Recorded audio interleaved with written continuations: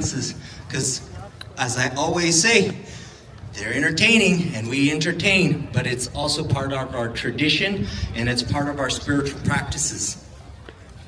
We blew these caracoles, these atecocolis, or these conch shells to the four directions, along with what's called the poposhkomit, or the incense burner, burning copal, purifying the space, purifying our areas, and calling out not only to our ancestors, but to all of your ancestors, and to all the ancestors that once resided in these lands, especially those of the Shinnecock Nation, for permission to be here to share these dances.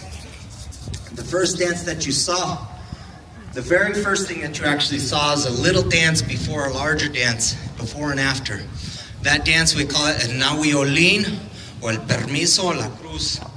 That dance is, again, another way in which we ask for permission and a way in which we give thanks, because these are sacred dances to us, as I mentioned before.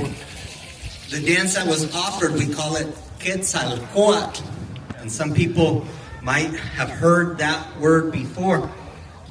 And part of my mission when I come and do presentations is to re-educate people of my culture and my tradition.